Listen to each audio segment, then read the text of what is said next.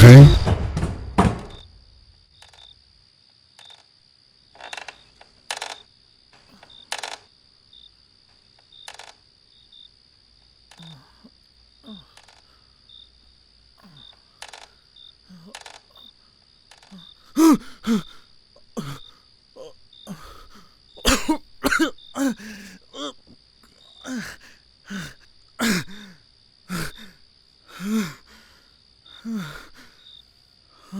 വിജയ്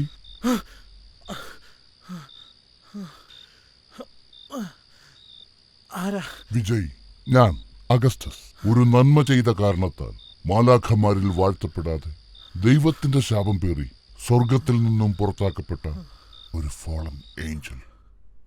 15-ാം നൂറ്റാണ്ടിൽ ഫ്രാൻസിലെ Saint abelian എന്ന ഗ്രാമത്തിൽ സാത്താനെ പ്രീതിപ്പെടുത്താൻ ഒരു നരബലി നടന്നു. നരബലിക്കായി അവർ ജനിച്ച് ദിവസങ്ങൾ മാത്രം പ്രായമുള്ള ഒരു പിഞ്ചു കുഞ്ഞിനെയാ കൊണ്ടുപോയത്. ആ നരബലിയിൽ നിന്നും ഞാൻ ആ കുഞ്ഞിനെ രക്ഷപ്പെടുത്തി. അതോടെ സാത്താന്റെ അപ്രീതിക്ക് പ്രാർത്ഥനയായി ഞാൻ രക്ഷ തേടി സ്വർഗത്തിൽ ചെന്നു.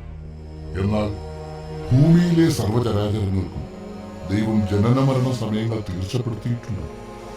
ഞാൻ രക്ഷിച്ച അതേ ദിവസമായിരുന്നു ആ കുഞ്ഞിന്റെ മരണസമയം. ആ സമയം നിഷേധിച്ച എന്നെ ദൈവം ശപിച്ചു. മരിക്കാൻ വിധിക്കപ്പെട്ട ഒരു കുട്ടിയുടെ ജീവൻ രക്ഷിച്ച ഞാൻ സ്വയം മരിക്കാൻ തീരുമാനമെടുത്ത നിന്നെ പോലുള്ള 10,001 പേരെ അവരെടുത്ത തീരുമാനം തെറ്റാണോ ശരിയാണോ എന്ന് കാണിച്ചുകൊണ്ട് അവരെ തിരിച്ച് ജീവിതത്തിലേക്ക് കൊണ്ടുവരണം. ഇത് പൂർത്തിയാക്കിയ എനിക്ക് തിരിച്ച് സ്വർഗത്തിൽ പ്രവേശിക്കാം. 10,001 തികയാൻ ഇനി നീ ഒരാൾ മാത്രം ബാക്കി. വെസ്റ്റ്, നിനക്ക് സ്വർഗത്തിൽ പോവാൻ എന്നെ ഈ നരകത്തിൽ വീണ്ടും ഇടുന്നു. കൊള്ളാം. ഈ ചിരിയൊന്ന് നിർത്തുവോ? ഓ, എന്ത് പറഞ്ഞാലും ചിരി. ഇങ്ങനെ ഒളിച്ചിരിക്കാതെ എന്റെ മുന്നിലോട്ട് വാ. നിന്റെ യഥാർത്ഥ രൂപം ഒന്ന് ഞാൻ കാണട്ടെ. അത് പറ്റില്ല. ശാപം തീരുന്നത് വരെ സ്വന്തം രൂപം കാണിക്കാൻ പറ്റില്ല എനിക്ക്. അതൊന്നും പറഞ്ഞാൽ പറ്റത്തില്ല. എനിക്ക് രൂപം കണ്ടേ പറ്റത്തുള്ളൂ. ശരി, ഞാൻ നിനക്കൊരു വരം തരാം. നിന്റെ ജീവിതത്തിൽ നീ ഏറ്റവും കൂടുതൽ വെറുക്കുന്നവരാ അയാളുടെ രൂപത്തിൽ ഞാൻ വരാം. അതെന്താ സ്നേഹിക്കുന്ന ആളുടെ രൂപത്തിൽ വരാൻ പറ്റാത്ത? ഇങ്ങോട്ട് ചോദ്യം വേണ്ട, പറയുന്ന അങ്ങോട്ട് കേട്ടാ മതി. ശരി, എനിക്കവിടെ രൂപമൊന്നും പറയാനൊന്നും അറിയത്തില്ല. ഞാൻ വേണമെങ്കിൽ കാണിച്ചു തരാം. ശരി.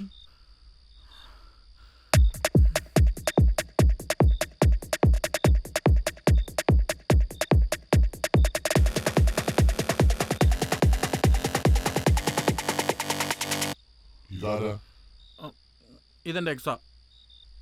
ഓക്കെ, കണ്ണടച്ച് തിരിഞ്ഞു നിന്നു. എടോ, തന്നോടാ പറഞ്ഞത്, ഒന്ന് തിരിഞ്ഞു നിൽക്ക്.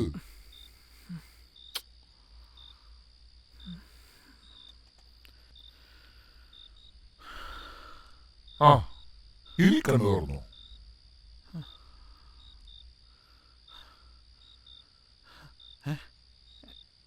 എന്നെ പറ്റിച്ചതാണോ?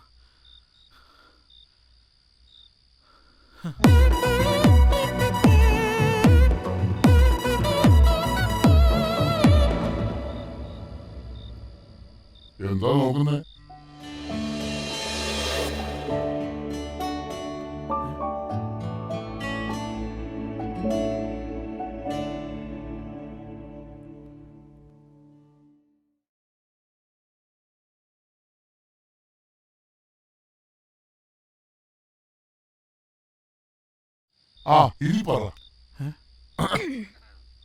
ഇനി പറ, എന്തിനാ നീ ചാവാൻ ശ്രമിച്ചേ?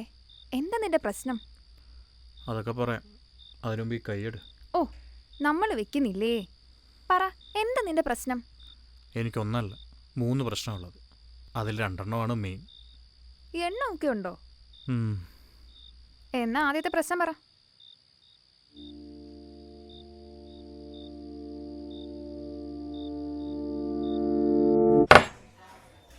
മടുത്ത് 10ാം ക്ലാസ് മുതൽ അനുഭവിക്കാൻ തുടങ്ങിയത്. ഇഷ്ടപ്പെട്ട കോഴ്സോ പഠിക്കാൻ പറ്റില്ല. വല്ലവരും പറയുന്ന കോഴ്സും പഠിക്കണം. എന്നാൽ അതെങ്ങനെ പഠിച്ചെടുക്കാമെന്ന് വെച്ചാൽ ഞങ്ങളെപ്പോലുള്ളവന്മാർക്ക് കിട്ടുന്നൊരു കാര്യമാണ് സപ്ലി. അതൊരു ID കാർഡ് പോലെ ലൈഫ് ലോങ് കൊണ്ടു കിടക്കണം. ഈ സപ്ലി വെച്ചുകൊണ്ട് എന്നാൽ ജോലിയും കിട്ടത്തില്ല. എന്നാൽ എന്തെങ്കിലുമൊക്കെ ചെയ്ത് ജോലിക്ക് കയറാമെന്ന് വെച്ചാൽ അവന്മാർ ചോദിക്കുന്നൊരു കാര്യമുണ്ട്, എക്സ്പീരിയൻസ് ഉണ്ടോയെന്ന്. ജോലി തന്നാലല്ലേ എക്സ്പീരിയൻസ് ഉണ്ടാവും. എന്നാൽ ഏതെങ്കിലും ഒരുത്തന്നെ കൈയും കാലം പിടിച്ച് എവിടെയെങ്കിലും കയറിയാലോ? ഒന്നുകിൽ ഫ്രഷർ അല്ലെങ്കിൽ ട്രെയിനി, പട്ടിപ്പണി, പിച്ചക്കാശ്. ഇതിനു വേണ്ടി ഞങ്ങളെപ്പോഴുള്ളവന്മാർ കളയുന്നതേ 3-4 കൊല്ലമാണ്. ഇതുകൊണ്ട് ഉപകാരം ഉണ്ടായിരിക്കുന്നത് കഫേലെ ചേട്ടനാ റെസ്യൂം ഉണ്ടാക്കി തന്നേ. വീട്ടുകാരുടെ മുന്നിലും നാട്ടുകാരുടെ മുന്നിലും സീറോയാ, ലോക തോൽവി.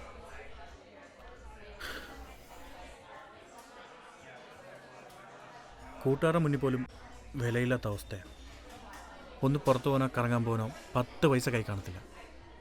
ഇതെല്ലാം കണ്ടോണ്ടവന്മാരെ കളിയാക്കി എപ്പോഴും പറയുന്നൊരു കാര്യമുണ്ട്, കള്ളച്ചോറുണ്ട് വീട്ടിൽ ഇരിക്കുമല്ലേ. ആ സമയത്ത് ഞാൻ ചിരിച്ചേ ഉള്ളൂ. പക്ഷേ ആ വാക്കിൽ എത്രമാത്രം വേദനയുണ്ടെന്ന് എനിക്കേ അറിയത്തുള്ളൂ. അതൊക്കെ പോട്ടെ, ഫ്രീലാൻസ് വർക്കിൻ്റെ കാര്യം എന്തായി? പേയ്മെൻറ്റ് നല്ലോണം കിട്ടുമോ? എടാ, ഞാൻ അവിടുത്തെ HR-ന് അതയച്ചത്. പക്ഷേ അവർ റിപ്ലൈ ഒന്നും തന്നില്ല.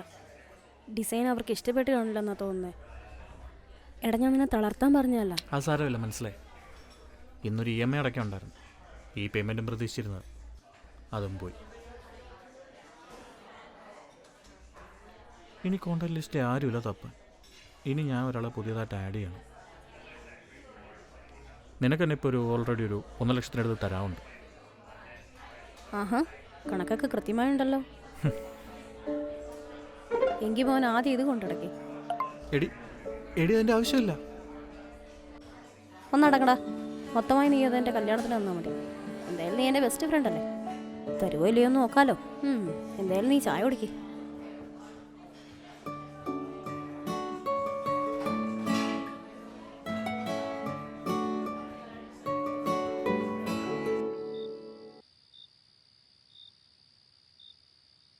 അപ്പം ഇതാണ് നിന്റെ ആദ്യത്തെ പ്രശ്നം, ജോലിയും കാശും.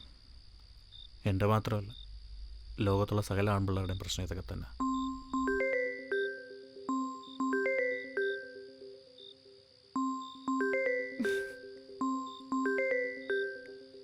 നിന്റെ ഒന്നാമത്തെ പ്രശ്നത്തിന്റെ സൊല്യൂഷനാണ് ഈ കോൾ. മനസ്സിലായില്ല? ദാ കണ്ടോ. ഹലോ വിജയ്, ഹലോ, ആരാ? ഞാൻ ആഡ് അഡ്വാൻറ്റേജിൽ നിന്നും HR ആണ് സംസാരിക്കുന്നത്. ആ മാം, പറയൂ. First of all, I'm really sorry for calling you late. ഞാൻ വിളിച്ചത് ഞാൻ ഡിസൈൻസ് MDക്ക് ഫോർവേഡ് ചെയ്തിരുന്നു. He is much impressed in your designs. We decide to bring you as our company creative head. Thank you ma'am. And Vijay, what's your salary expectation? Ma'am, കമ്പനിക്കൊരു basic salary കാണുമല്ലോ, അത് എത്രയാണെന്ന് വെച്ചാൽ മാം പറഞ്ഞാൽ മതി. ഓക്കെ വിജയ്, ഞങ്ങൾ ഡിസ്കസ് ചെയ്തൊരു പാക്കേജ് ഫൈനൽ ചെയ്തിട്ടുണ്ടായിരുന്നു. മന്ത്ലി ഒരു 70K. Is that okay for you? പെട്ടെന്ന് പറയണ്ട, ടേക്ക് യുവർ ടൈം. നാളെ EODക്ക് മുമ്പേ പറഞ്ഞാൽ മതി. Okay ma'am, sure. അപ്പോൾ ഓക്കെ വിജയ്, താങ്ക്സ്.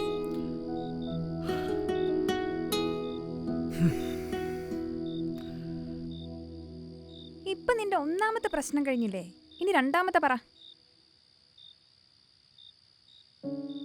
വലിയ കടങ്ങളോ കാര്യങ്ങളോ ഒന്നും ഇല്ലാതെ ലൈഫ് എൻജോയ് ചെയ്തിരുന്ന സമയം. അന്ന് ഞാൻ ദുബായിലാണ്. അന്ന് നാട്ടിൽ എനിക്കൊരു ലവർ ഉണ്ടായിരുന്നു, ഞാൻ ഏറെ ഇഷ്ടപ്പെടുന്ന. എൻ്റെ കുറവുകളും കുറ്റങ്ങളും എല്ലാം അവളുടെ ശരിയാണെന്ന് എന്നെ കാണിച്ചെന്ന എൻ്റെ ശ്രേയ. എൻ്റെ രണ്ടാമത്തെ പ്രശ്നം ഡിസംബർ 7, 2020. ലോകത്തുള്ള എല്ലാവരെയും പോലെ സാമ്പത്തികം നഷ്ടപ്പെട്ട് ജീവിതം പോലും എന്തിനാണെന്ന് ചിന്തിച്ച് വഴിമുട്ടിയുന്ന സമയമാണ്. അന്നൊരു കൊറോണ ടൈമാണ്. ഉറുമ്പിനെ പോലെ ശേഖരിച്ച് വെച്ചിരുന്നതെല്ലാം ഓരോന്നായി തകർന്നടിഞ്ഞ് കടക്കണിയിൽ വരെ. അന്നേ കുറച്ച് റോളിയും കാര്യങ്ങളൊക്കെ ഉണ്ടായിരുന്നു. കാശിൻ്റെയും പ്രശ്നത്തിൻ്റെയും ഈ ഓട്ടത്തിൻ്റെ ഇടയിൽ എനിക്ക് ശ്രേയോട് സംസാരിക്കുമ്പോൾ സമയം കിട്ടിയില്ല. എനിക്കിപ്പോഴും ഓർമ്മയുണ്ട് അന്ന് രാവിലെ എൻ്റെ അമ്മ വിളിച്ചത്. അമ്മ വിളിച്ചപ്പോൾ ഭയങ്കര ബഹളവും കാര്യങ്ങളൊക്കെ. ഞാൻ എന്താണെന്ന് ചോദിച്ചു. അപ്പം അമ്മ പറഞ്ഞത് പൈസ കൊടുക്കാനുള്ളവരുടെ വീടിൻ്റെ മുന്നിൽ വന്ന് പ്രശ്നം ഉണ്ടാക്കുമെന്ന്. അന്ന് ഞാൻ ഒരു കാര്യം തീരുമാനിച്ചു. എൻ്റെ ഉള്ള സമ്പാദ്യം എല്ലാം വിറ്റിട്ടായാലും കടം തീർക്കണം. ഞാനത് ഉദ്ദേശിച്ചത് തന്നെ എൻ്റെ കൂടെ ശ്രേയ നിൽക്കുന്നുണ്ടാണ്. ഞാനിത് പറയാനായിട്ട് അവളെ വിളിച്ചു. പക്ഷേ മോത്തടിച്ച പോലെ അവൾ എൻ്റെ അടുത്തൊരു കാര്യം ചോദിച്ചു. നിനക്ക് കയറിക്കിടക്കാൻ ഒരു വീടുണ്ടോ, ജോലിയുണ്ടോ, പിന്നെ എന്ത് വിശ്വസിച്ചാൽ നിന്നോട് പോരണ്ടേന്ന്. അന്ന് ഞങ്ങളുടെ കല്യാണം ഉറപ്പിച്ചിരുന്ന സമയമാണ്. അന്ന് എനിക്കൊരു കാര്യം മനസ്സിലായി, ഞാനെന്നും ഒറ്റയ്ക്കായിരിക്കും. അവൾ എന്നെയല്ല സ്നേഹിച്ചത്. ചങ്ക് പൊട്ടിയുന്ന സമയം, ഒന്നുറക്കെ കരയാൻ പോലും പറ്റാതെ. എന്നിട്ട് നീ കരഞ്ഞാ? അതെന്താ, ആണ് കരയാൻ പാടില്ലേ? ഞങ്ങൾക്കുണ്ട് ഇമോഷൻസൊക്കെ. കൊച്ചുനാൾ പോലെ കേൾക്കുന്നതാ, നീ ഒരാണല്ലേ, നീ എന്തിനാ കരയുന്നതെന്ന്. ഇതിങ്ങനെ സ്പൂൺ ഫീഡ് ചെയ്ത് തല കയറ്റി വെച്ചതിന് ശേഷം ഒരു തുള്ളി ഇമോഷൻസ് വരത്തില്ല. ഇപ്പം സ്വന്തം അച്ഛനോ അമ്മയോ കൂട്ടുകാരോ മരിച്ചിറന്നാൽ പോലും ഒരു ഇറ്റി കണ്ണീര് വരാത്ത അവസ്ഥയാണ്. ഇതൊക്കെ ഒന്ന് പറഞ്ഞ് കെട്ടിപ്പിടിച്ച് കരയാന്ന് വെച്ചാൽ ഏതെങ്കിലും ഒരുത്തിനടുത്ത് പറഞ്ഞാൽ ഉടനെ അവന്മാർ കേൾക്കുന്നതിന് മുമ്പ് ചോദിക്കുന്നൊരു കാര്യമുണ്ട്, ഇതൊക്കെ ഒരു പ്രശ്നമാണ്, ഇതിനെക്കാട്ടി വലിയ പ്രശ്നങ്ങൾ വേറെ ഇല്ലെന്ന്. ഏഞ്ചലെ, ഞാൻ ഇത്രയും പറഞ്ഞപ്പം ഏഞ്ചൽ കേട്ടിരുന്നില്ലേ? അങ്ങനെ കേൾക്കാൻ ഒരാളില്ലാത്തതാ എൻ്റെ യഥാർത്ഥ പ്രശ്നം. കേൾക്കുന്നതാണോ പെണ്ണോ എന്നൊന്നുമല്ല, അങ്ങനെ കേൾക്കാൻ വേണ്ടി ഒരാൾ. അങ്ങനെ ഒരാളില്ലാത്തത് തന്നെ എൻ്റെ എന്നല്ല, ലോകത്തുള്ള എല്ലാവരുടെയും പ്രശ്നം. ഇങ്ങനെ ആരും ഒന്നും കേൾക്കാതെയും അല്ലെങ്കിൽ ഒന്നും ചോദിക്കാതെ ഇരിക്കുമ്പോൾ എല്ലാ ഇമോഷൻസും ഉള്ളിലൊതുക്കി ഡിപ്രഷൻ്റെ ഒരു ലാസ്റ്റ് സ്റ്റേജ് ഉണ്ട്.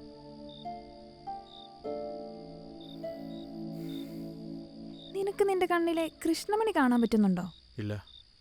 അത് കാണണമെങ്കിൽ കണ്ണാടി തന്നെ നോക്കണ്ടേ? എല്ലാവരുടെയും കയ്യിൽ അങ്ങനെ ഒരു കണ്ണാടി ഉണ്ട്. നോക്കേണ്ട രീതിയിൽ നോക്കിയാൽ കണ്ണാടിയിൽ കാണാം.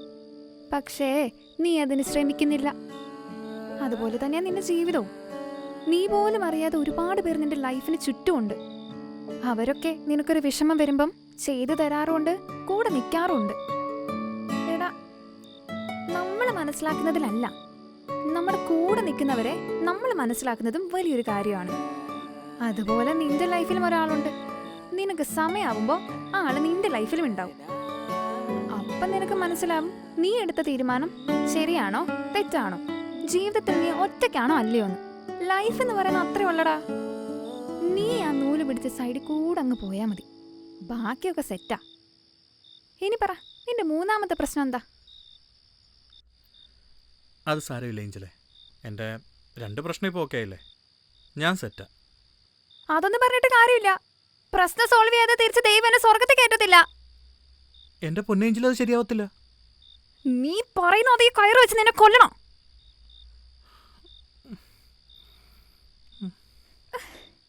എടാ, നീ കൂടെ കഴിഞ്ഞ എനിക്ക് സ്വർഗത്തിൽ പോവാ.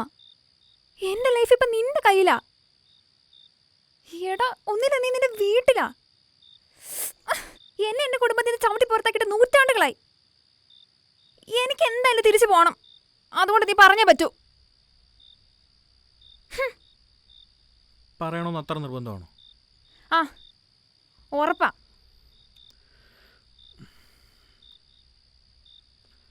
അതെന്തായിരുന്നാലും സാധിച്ചു തരുമോ? എന്റെ ആവശ്യമായി പോയില്ലേ, ചെയ്തു തരാം.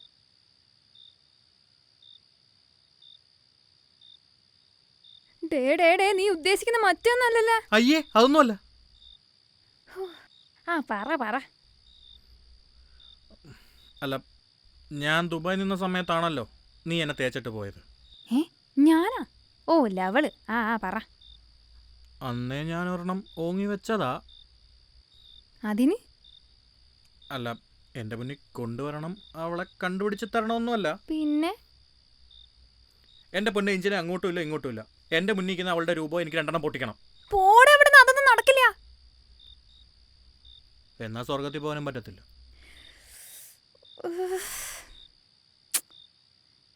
എന്റെ ആവശ്യമായി പോയില്ലേ, ചെയ്തു തരാം.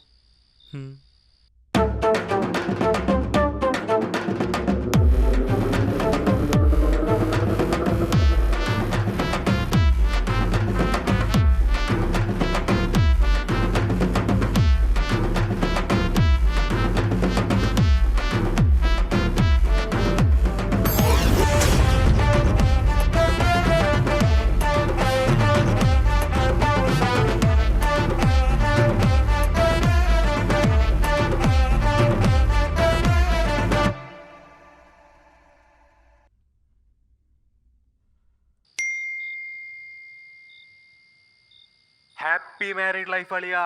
അളിയാ, പിന്നെ എനിക്ക് അയർലാൻഡിൽ പോവാനായിട്ട് ഒരു വിസ ഡിസൈൻ ചെയ്ത് തരോടാ. വിസ ഡിസൈൻ ചെയ്യാനാ? തെണ്ടി, സ്റ്റേഷനിൽ കയറ്റി അടങ്ങത്തുള്ളൂ. അപ്പം നിന്റെ ലൈഫിൽ ഇത്രയൊക്കെ സംഭവിച്ചല്ലേ? പാവ ഏഞ്ചൽ. എന്നിട്ട് നീ പൊട്ടിച്ചോ? പിന്നില്ലാതെ കൊണ്ടാലെന്താ? ഇപ്പം ഏഞ്ചൽ അവിടെ നിന്ന് അടിച്ച് പൊളിക്കുന്നുണ്ടായിരിക്കും. എന്നാലും ഇത്രയൊന്നും വേണ്ടായിരുന്നു. മതി മതി, ഒരുപാട് ഇരുന്നേ ചെയ്യണ്ട. നമുക്ക് വേറെ എന്തൊക്കെ കാര്യങ്ങൾ സംസാരിക്കാനുണ്ട്. അയ്യടാ കിടക്കണ്ടേ? പിന്നെ ഇതാരേ ഈ ചറ പറയാന്ന്? ഇവരൊന്നും ഉറക്കമില്ല.